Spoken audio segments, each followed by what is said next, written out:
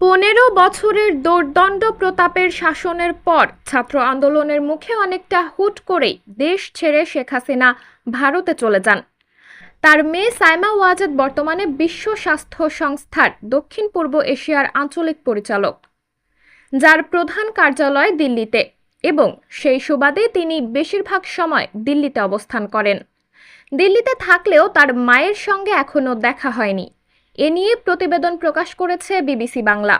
প্রতিবেদনে বলা হয়, বৃহস্পতিবার ৮ আগস্ট সকালে শেখ হাসিনার মেয়ে সাইমা ওয়াজেদ পুতুলের এক্স হ্যান্ডেলে করা একটি পোস্ট রীতিমতো চাঞ্চল্য সৃষ্টি করেছে।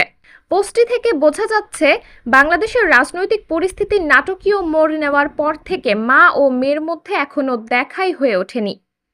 এই টুইটে সাইমা ওয়াজেদ লিখেছেন, এই কঠিন সময়েও আমার মাকে দেখতে পারছি না, তাকে জড়িয়ে ধরতে পারছি না, আমার হৃদয় ভেঙে যাচ্ছে।